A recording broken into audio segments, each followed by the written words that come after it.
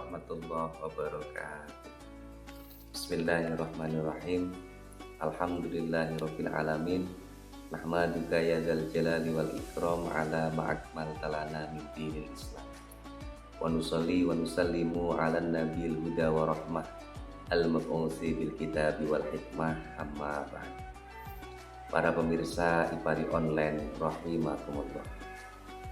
Di bulan suci Ramadan kita sangat dianjurkan oleh baginda Nabi Muhammad Sallallahu Alaihi Wasallam untuk menghidupkan malam di bulan suci Ramadan. Rasulullah Sallallahu Alaihi Wasallam bersabda, "Man qama Ramadana imanan wahtisaban, ghufira lahu ma taqaddama min dhanbi."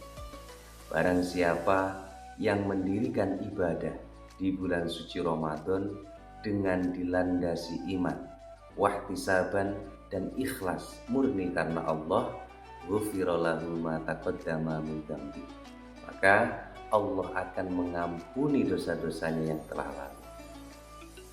Kemudian para ulama membahas hadis ini menjadi salah satu landasan di mana kita disunnahkan melaksanakan sholat tarawih. Pada kesempatan kali ini saya akan mengajak Anda semua untuk membahas tentang sejarah sholat tarawih. Pada zaman Rasulullah SAW, bahwasanya sholat tarawih ini pertama kali didirikan tahun kedua saat beliau sudah bermukim di kota Madinah, atau tahun kedua Hijriah. Namun waktu itu Rasulullah SAW tidak sholat tarawih 1 bulan penuh, tidak. Bahkan masyhur kita ketahui dalam sebuah hadis yang diriwayatkan oleh Sayyidah Aisyah radhiyallahu anha, salah satu istri beliau, bahwasanya Rasul pada waktu itu sholat tarawih di Masjid Nabawi. Namun di malam ketiga atau keempat beliau tidak lagi keluar untuk menuju ke masjid. Jadi pertama kali beliau sholat tarawih di masjid, para sahabat semakin banyak mengikuti apa yang dilakukan oleh Rasulullah Shallallahu Alaihi Wasallam. Lalu kemudian para sahabat bertanya, "Loh, Rasulullah kok hanya 2 malam saja sholat tarawih?" Lalu apa kata Rasulullah? Karena Rasulullah ini mengkhawatirkan jikalau di kemudian satu amalan yang beliau lakukan diikuti oleh para umatnya, ini nanti bisa diwajibkan oleh Allah kepada umatnya. Karena Nabi takut memberatkan kepada umatnya, akhirnya beliau tidak melaksanakan sholat tarawih di masjid.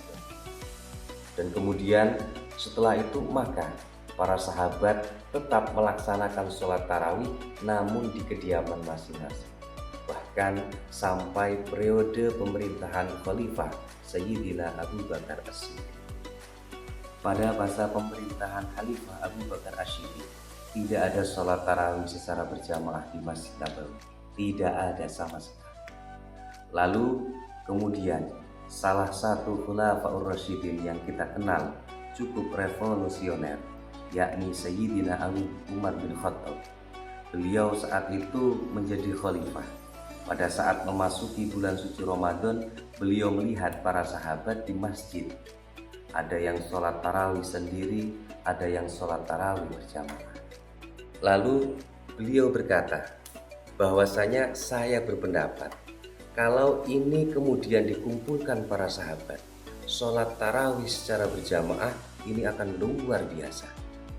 Akhirnya beliau menunjuk salah satu sahabat, yakni sahabat Ubay bin Ka'ab, salah satu sahabat yang sanad atau jalur ilmu para qurra banyak yang bermuara kepada beliau.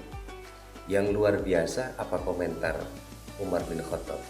Nikmal bid'atu hadi. Nikmat-nikmatnya bid'ah ya ini. Hal yang seperti ini melaksanakan sholat tarawih secara berjamaah.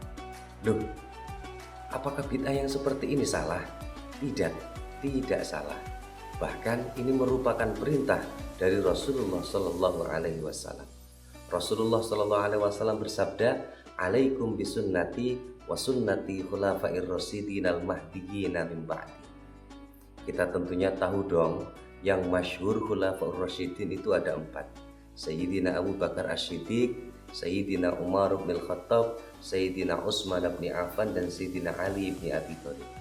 Ketika kita mengikuti tradisi atau hal yang biasa dilakukan oleh keempat sahabat ini, berarti secara tidak langsung kita mengamalkan apa yang diperintahkan oleh Rasulullah Shallallahu Alaihi Wasallam. Oleh karena itu, jumhur ulama atau mayoritas ulama sepakat bahwasanya sholat tarawih secara munfarid, secara sendiri, dan sholat tarawih secara berjamaah ini pahalanya lebih banyak yang dilakukan secara berjamaah. Mungkin cukup sekian uraian tentang sejarah sholat tarawih. Semoga bermanfaat. Mohon maaf yang sebesar-besarnya. Al-afu minkum. Wallahul muwaffiq ila aqwamit thoriq. Assalamualaikum warahmatullahi wabarakatuh.